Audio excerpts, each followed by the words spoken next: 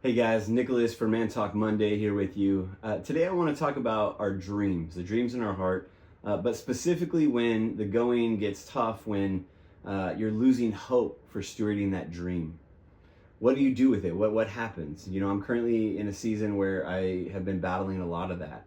And luckily God is a God of answers and God is a God of love, and He loves to help us with our dreams when we're feeling hopeless or we don't know what to do with it. The first thing I would say is this: recognize that your dream is your dream. It's no one else's. No one else is going to steward it the way you are. No one else is going to value it the way you are. No one else is going to sacrifice or count a cost for it the way that you will. So the first and foremost is know that it is yours and is yours alone. That doesn't mean that community doesn't come along the way. In fact, I would say that's very essential and helpful. And that's honestly one of the biggest things when I feel hopeless is I turn to community. I pull people in that I know are in my corner and that are for me, that can speak life, that can build me up, encourage me, even speak truth if I'm believing a lie and it's affecting the dreams in my heart and walking them out. Know that pulling in community is one of the most crucial things that you can do. The other thing is, recognize that dream may cost you a great deal. If it's important enough to you, you will see it through. You will count the cost. You will sacrifice. I think about World Changers and the choices that they had to make. And I bet you what's true of all of them, I'd be willing to bet, is that they all, despite all the impossible odds, despite all of the naysayers, they had a resolute yes to the dream in their heart. And no matter what the cost, they were willing to see it through and walk it out. And I just want to encourage you guys, implore you guys that when you're losing hope or you feel like this dream will never come to fruition, recognize that dream is still alive, and it's up to us to partner with the hope of that dream, that we can still walk it out and see it come. The other thing is, recognize timing can be so abstract.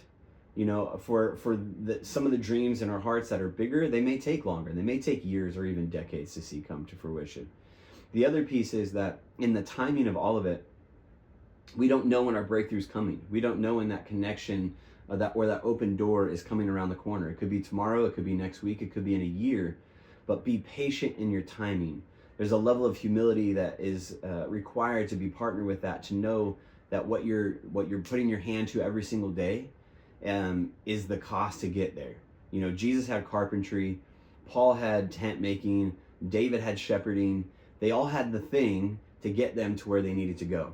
So even if you're in a season where you're like, I'm not made for this job, I'm not supposed to do this, I know I'm not supposed to do that, it may just be the sacrifice for this season that is required to see that dream come alive, to finally see that dream reach the finish line for you.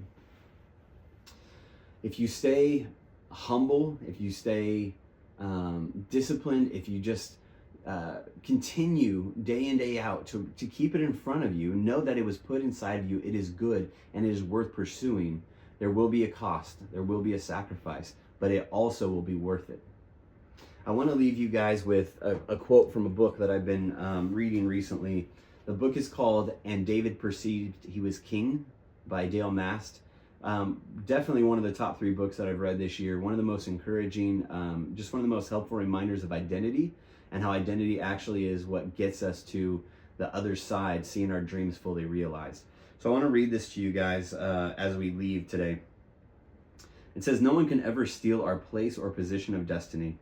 They might jump in ahead of us and seemingly push us backwards. However, that is an event, not the story. Our reaction to that event is a greater factor than what they did. God will allow people to jump in front of us to make sure we are pursuing Him and not just our future." Also very important. "We must refuse to jump into a race of desperation or walk away from our call in frustration. Keep at it. We run our race before the Father. Our walk with God is our race. He will take care of our destiny if we keep our heart pure, following His path and His directions. Purity without direction is holy ineffectiveness. Direction without purity is carnal activity. Purity and direction release the plans, the power, and the purposes of God."